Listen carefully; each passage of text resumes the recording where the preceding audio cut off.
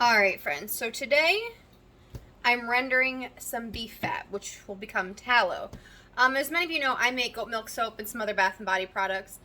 And my brother and a lot of my family actually work at the local beef slaughterhouse, however you want to word it, Cargill here in town. And my brother works at the processing department and he can get me fat for free. So, 16 pounds of beef fat, 16.4 actually, I weighed it. And I'm curious to see how much tallow this renders. This is probably going to take me a day or two to render it all because I have one crock pot. If I had more, it'd probably be faster, but... So basically, I'm going to fill my crock pot up with this. I'm going to cut it up into small pieces so it renders quicker. Continue to stir it, and it'll turn down to a liquid. And I'll let you see this process. But it's nice to make my soaps and have a free fat in it. It lowers, you know, my production costs. But also, I don't know if you know this, but way back in the day, they used to make emergency candles out of tallow. Or actually, back in the day, they were just regular candles. Now they're emergency candles. So I want to try to make some candles. And I actually ordered an extra 10 pounds of beeswax on accident. So I'm going to try, and I don't know if this is a thing, so I'm just going to try it. Small amounts, just in case it's a fail.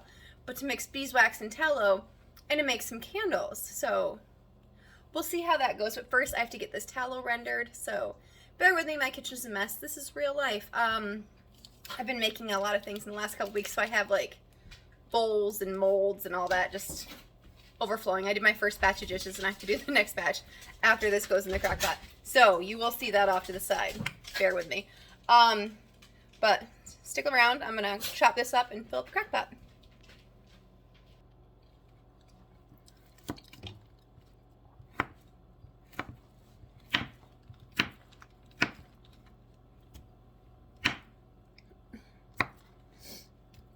I just realized it was paused, so I don't know if I showed you. But this is how it's filling up. And we're just going to keep chopping away.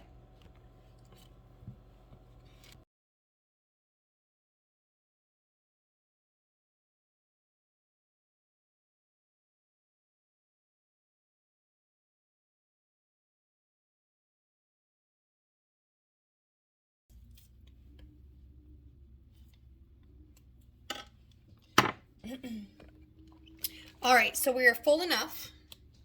The whole pot. It's on low. And I would say it's about a quarter, about a third of my fat here. Note to self, continue to wash your hands. They're going to get greasy and it becomes a hazard because then your handle of your knife becomes greasy and that's danger.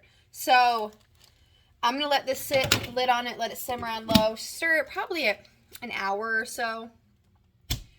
But it will break down. I don't know if high is a good idea. I feel like it could burn, but you're just melting the oil in the first place, so maybe. But you do want to put the fat back in the fridge while you're not working with it because soft fat is not easy to work with. When it's cold, it's easier to work with. Keep that in mind. So I'm going to clean this little mess up, get this cooking down, and put this in the fridge. And I'll meet you back here in a little bit. You can see how it's going. All right, so we're back. It's been a couple hours since I had this going, and it's really... So I did end up putting it on high. I did some searching because it's been a few months. Actually, it's probably been a year since I've done this. So I did end up putting it on high. I asked Alexa, and she said it was okay. But it's really cooked down, so I think I'm actually going to get that fat back out and cut it back up and basically fill this crock pot back up.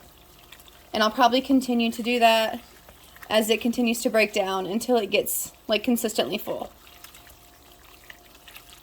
But we're on to something. This will honestly probably take most of the night. Because it is not done until everything is either liquid or little burnt pieces of fat. Or cracklins, they're called. So I'm going to cut some more up. I'll show you that. And then we're going to let it cook down some more. Alright, so I cut up a bunch more. I filled it back up. Well, most of the way back up. I've already stirred it in. And now we're just going to let it sit. Probably give another hour or so and then add some more to it. It's breaking down nicely. Alright, so I'm just holding this by hand, so it's probably going to be a bit shaky. But we're at about 5 hours right now. Sorry, I got the microwave going too, that's the humming. It's dinner time. But, and this does create a beefy smell in your home. Because I kept walking in the kitchen and thinking, what is cooking? I'm not cooking anything. But it's this, and I do this every time. So this is about 5 hours, so I don't know. We definitely have at least a few hours left, but it's coming along nicely. You can see the fat kind of just breaks down, the little pockets kind of burst. 5 hours in. Alright, good morning guys. It's the next day. This did cook down a lot, as you can see. Well, backtrack. Last night before bed, they cooked for about 10 hours, and I ended up funneling. I got 3-quart jars. See, remember how I said the other stuff was more white that my brother had got me before because it was from steer? You can tell this is a little yellow. I hope that doesn't mean I overcooked it. I don't know. This is only the 3rd time I've made it. But it's not hard, so. But anyways, I like to use quart jars because I used to use half-gallon jars, but tallow is a very hard fat, and when you're using it in a jar that large, it's really hard to get out, and it's hard to melt down unless you do like a double broiler, and then it's a long time because you'd melt the whole thing down.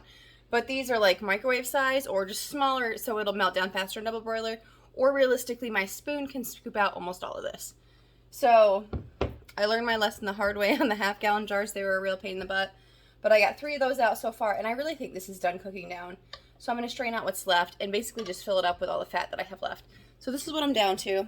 These are all the cracklings. And I do think that this is cooked down as far as it's going to cook down.